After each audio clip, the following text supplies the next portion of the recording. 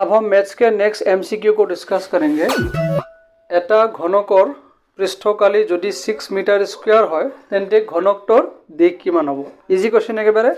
The surface area of a cube is 6 meter square, then the length of given cube. This is the simple question.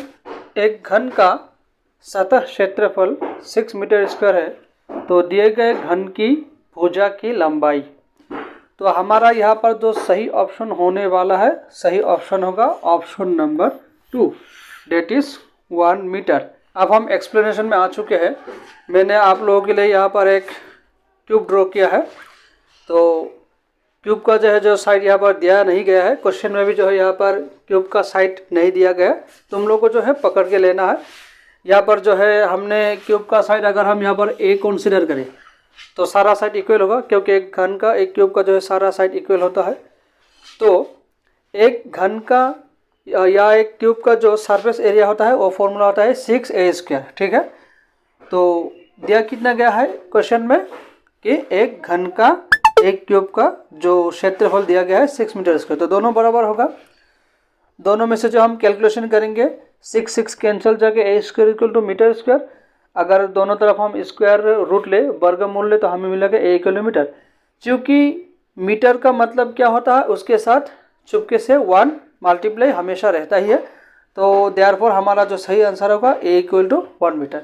लेकिन यहाँ पर और एक बात बच्चों आप लोगों को समझना है कि हमेशा जो हम मैथमेटिक्स में ये जो क्यूब है, ये जो घन है, ये जो घनक है, इसका साइड सिर्फ हम ए ही नहीं पकड़ सकते हैं, तुम अपनी मर्जी से कुछ भी पकड़ सकते हो। जैसे कि मैंने अपनी मर्जी से एल लिया। अगर तुम्हें एल पसंद नहीं है तो तुम क्या ले सकते हो, तुम यहाँ पर बी भी ले सकते हो। मतलब कोई सा भी अल्फ़ाबेट, कोई सा भी लेटर तुम लोगों को यहाँ पर पकड़ने से कोई दिक्कत नहीं होगा। लेकिन चूँकि मैथमेटिक्स में यहाँ पर वहाँ पर स्फीयर भी है, सिलेंडर भी है, कोन भी है, वहाँ पर HL ऑलरेडी लिया गया है। तो इसलिए जो है हम मैथमेटिक्स में इस चैप्टर में जो एक क्यूब का एक घन का जो साइड है हम ए ही पकड़ के चलेंगे। आई बच्चों बात समझ में?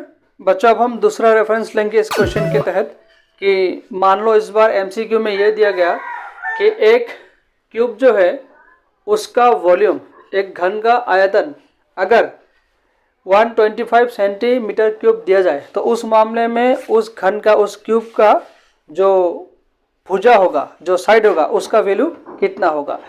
तो यहाँ पर मैंने तुम लोग को समझाने के लिए पहले से ही ड्रॉ कर रखा है क्यूब, बस तुम लोग को समझ में फॉर्मूला को। तो फॉर्मूला क्या था, एक जो घन होता है, क्यूब होता है, अगर हम उसकी साइड को ए पकड़ ले तो उस क्यूब का जो वॉल्यूम होगा, जो आयतन का फॉर्मूला होगा, वो होगा a⁴ डेट इज a³। और यहाँ पर हमारा अगर एमसीक्यू क्वेश्चन में ये दिया जाए कि एक क्यूब का आयतन अगर ये दिया जाए तो मतलब आयतन, दोनों ही आयतन है तो दोनों बराबर होगा। अब हम सिंपल कैलकुलेशन में जाएंगे। मैं ज़्यादा एक्सप्लेनेशन नहीं दूंगा क्योंकि ये जो है बेसिक कैलकुलेशन क्लास 6, 7 में या 4 में सिखा गया तुम लोगों को। सो यहाँ पर जो हम ए का वैल्यू क्या निकाल पाए, 5 सेंटीमीटर। तो इस मामले में हमारा जो सही ऑप्शन होगा 5 सेंटीमीटर। अब सेंटीमीटर से कोई दिक्कत नहीं, क्योंकि यूनिट कोई भी आप लगा सकते हो, एग्जाम में कुछ भी यूनिट दे सकता है। तो कुल मिला के बात यही है कि तुम लोगों को रेफरेंस में भी समझना है, एक्सप्लेनेशन में भी क्वेश्चन को अच्छी तरह से समझना है।